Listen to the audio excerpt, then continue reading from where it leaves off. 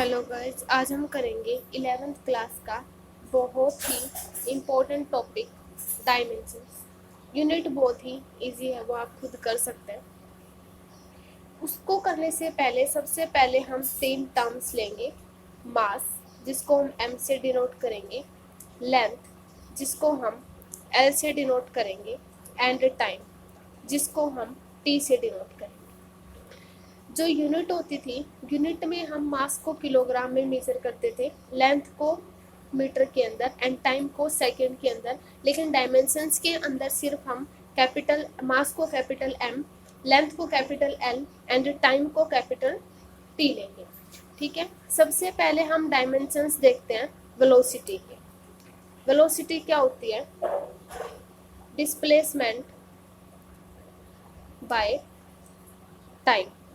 Velocity होती है displacement by time.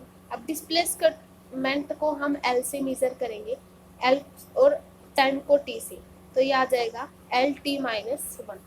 अब देखो, इसमें मास नहीं है तो m note L1 and T-1 ये टर्म रहेगी, m नोट L1 और T-L। अब हम यहाँ से देखते हैं रियल में डायमेंशंस होते क्या हैं। डायमेंशंस होते हैं, dimensions are the powers in which the physical quantities are raised. जैसे इनमें देखें कि डायमेंशंस इनके 0, 1 और -1 है वेलोसिटी के, किसकी टर्म्स में? मास, लेंथ एंड टाइम की टर्म्स में। तो ये डायमेंशंस होते हैं। उसके बाद हम लेते हैं एक्सेलरेशन। एक्सेलरेशन क्या होता है? Velocity by time. ठीक है, ये होता है वेलोसिटी बाय टाइम। तो change in velocity by time होता है, sorry, change in velocity by time. अब वेलोसिटी LT-1 हम निकाल चुके ये, ठीक है, बाय एक और टाइम और आ गया नीचे, तो ये कितना आ जाएगा? LT-1। ठीक है, LT ये ऊपर जाएगा ना, LT-2 आ जाएगा, सॉरी। तो m note L1 and T-, ये आ जाएगा dimensions of acceleration. Dimensions of acceleration क्या होंगे इसमें? 0, 1 एंड -2 किसकी टर्म्स में? मास, लेंथ एंड टाइम की टर्म्स में। उसके बाद हम देखते हैं वर्क। पहले उसके बाद हम फोर्स देखते हैं। फोर्स क्या होता है? According to Newton second law of motion, mass into acceleration. अब इसमें मास है तो, और LT-1 एक्सेलरेशन का कितना आ जाएगा? T-2। तो ये कितना आ जाएगा? M1 L1 and T-2। ये आ जाएगा फोर्स का dimensions, M1 L1 and T-। उसके बाद हम डायमेंशंस देखते हैं वर्क। वर्क का, वर्क क्या होता है? Force into displacement. Work is force into displacement. Force का कितना होता है? M1 L1 T-2 into displacement का आ जाएगा L। तो इसके जो डायमेंशंस बनेंगे वो क्या होंगे? M1 L2 एंड ये आ जाएगा T-2। ये आ जाएगा वर्क का।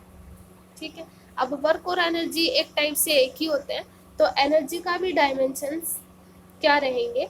सेम रहेंगे, M1 L2 अब T- और T-2। ठीक है, अब देखो एनर्जी का ये है। अब एनर्जी चाहे कोई भी हो, काइनेटिक एनर्जी हो, पोटेंशियल एनर्जी हो, ग्रेविटेशनल एनर्जी हो, एनर्जी तो एनर्जी होती है ना। तो डायमेंशन सबके क्या रहेंगे? Same, M1 L2 and T-। तो ये आ जाएगा एनर्जी। ठीक है, उसके बाद हम देखते हैं प्रेशर का। प्रेशर क्या होता है? Force per unit area. अब फोर्स क्या होता है? मास इनटू एक्सेलरेशन, और एरिया क्या होता है? L²। अब मास का आ जाएगा m, एक्सेलरेशन क्या होता है? LT-2 bye L²। तो ये कितना आ जाएगा? M1, ये L ऊपर जाएगा माइनस, तो -1 हो जाएगा, और T-, ये हो जाएगा प्रेशर का। उसके बाद हम देखते हैं स्ट्रेस का। देखो स्ट्रेस भी एक टाइप से प्रेशर ही होता है, कि कितने एरिया के अंदर कितना फोर्स लग रहा है, वो भी एक टाइप से स्ट्रेस ही, प्रेशर ही होता है स्ट्रेस भी। तो इसीलिए सेम डायमेंशंस रहेगा इसका भी, m1 l-1 एंड t-2। ठीक है। Strain, next is strain. Strain क्या होता है? Change in length bye original length. ठीक है, तो l बाई एल कितना मान लिया हम 1, एक लेके चलते हैं, तो चेंज, इसलिए इसके जो डायमेंशंस हो जाएंगे m0, l0 एंड t0। ठीक है, तो जो स्ट्रेन होता है वो डायमेंशन लेस होता है, इसका कोई भी डायमेंशन नहीं होता। ठीक है, स्ट्रेन इज डायमेंशन लेस। उसके बाद हम देखते हैं डेंसिटी। डेंसिटी क्या होता है? मास पर यूनिट वॉल्यूम। अब मास का मास, वॉल्यूम, एरिया इनटू लेंथ होती है, तो एरिया इनटू लेंथ यानी मास, एरिया का एल स्क्वायर इंटू एल, तो m बाय एल की क्यूब। तो यहाँ से क्या हो जाएगा? m l की -3, और टाइम है नहीं इसमें, तो m1 l-3 एंड t की 0, बिकॉज टाइम नहीं है इसके अंदर। ठीक है, तो ये आ जाएगा डेंसिटी का। ठीक है, उसके बाद हम देखते हैं potential difference. Potential difference V, which is W by Q, this is charge. तो W फोर्स इंटू डिस्प्लेसमेंट, और ये जो Q होता है, जो I is equal to Q by T होता है ना, करंट हमारा Q बाई T होता है, तो Q को हम कैसे लिख सकते हैं? I क्रॉस T लिख सकते हैं, तो यहाँ पे लिख देंगे I क्रॉस T। फोर्स का कितना होता है? m1 l1 t-2, डिस्प्लेसमेंट का l आ जाएगा, करंट का आ जाएगा एम्पियर, और t का रहेगा time t, as it is. ठीक है, तो m1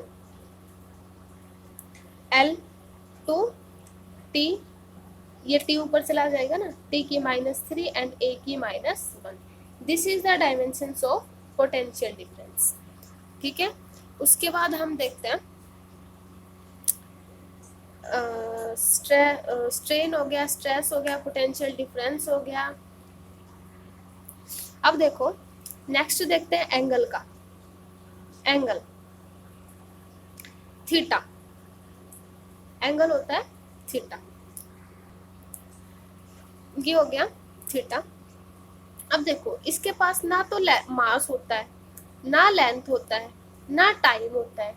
ठीक है, यानी इसके डायमेंशंस तो हो गए 0, डायमेंशंस तो इसका होता ही नहीं है, और इसकी यूनिट जो होती है, यूनिट क्या होती है? रेडियंस। तो एंगल एक ऐसी फिजिकल क्वांटिटी है जिसके डायमेंशंस तो 0 होते हैं, लेकिन उनकी यूनिट होती है। कुछ ऐसी ही एक दूसरा एग्जांपल लेंगे, सॉलिड एंगल, जिसके डायमेंशंस 0 होंगे लेकिन यूनिट होती है। जैसे सॉलिड एंगल की यूनिट होती है रेडियंस, लेकिन अगर इनके जो डायमेंशंस देखें, सॉलिड एंगल क्या होता है?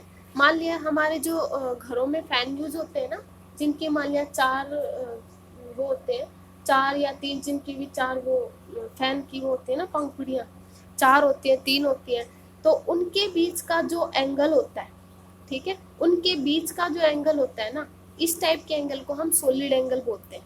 ठीक है, तो उसकी जो डायमेंशंस होते हैं वो तो कुछ नहीं होते, होता ही नहीं उनका डायमेंशंस, और जो उनकी यूनिट होती है वो होती है स्ट्रेडियन। तो इस टाइप के मान लिया एग्जांपल पूछे कि कोई 2 ऐसी फिजिकल क्वांटिटी बताओ जिनके डायमेंशंस नहीं होते, डायमेंशंस तो नहीं होते लेकिन यूनिट होती है, तो वो कौन से होंगे? Angle and solid angle. अब कुछ और एग्जांपल लेते हैं, जैसे moment of inertia. Moment of inertia I is equal to m into distance का स्क्वायर। तो m को मास में लिखेंगे एंड डिस्टेंस को l स्क्वायर में लिखेंगे, तो m l स्क्वायर, और टाइम इसमें है नहीं तो टाइम को लिखेंगे 0, तो M1 L2 एंड T0 ये इसके हो जाएंगे डायमेंशन। अच्छा, अब हम कुछ कांस्टेंट लेते हैं, जैसे मान लिया Boltzmann constant, Boltzmann constant K एक इक्वेशन के अकॉर्डिंग जो PV is equal to KT होता है, तो यहाँ से हम K निकाल लेंगे, K is equal to PV by T, where P is the pressure, V is volume and T is the temperature. Pressure का क्या होता है प्रेशर का क्या होता है M1 L-1 and T-2। Volume का क्या होता है एरिया इंटू लेंथ, तो L² हो जाएगा, L क्यूब हो जाएगा ना, एरिया इंटू लेंथ, तो एरिया का L² और लेंथ का L, तो L क्यूब हो जाएगा ना, ठीक है। तो टाइम का T, तो ये कितना आ जाएगा, यहाँ से देखते हैं, देखो ये बन जाएगा M1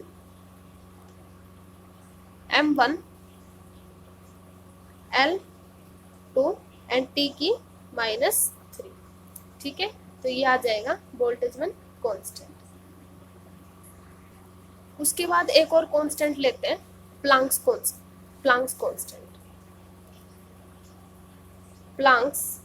constant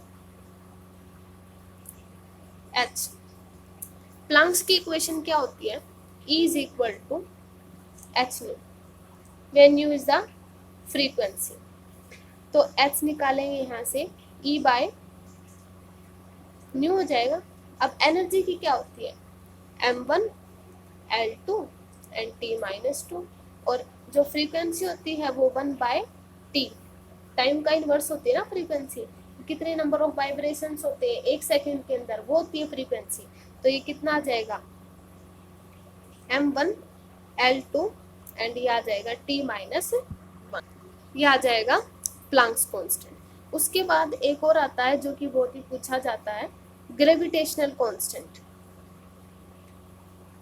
gravitational constant G, ठीक है।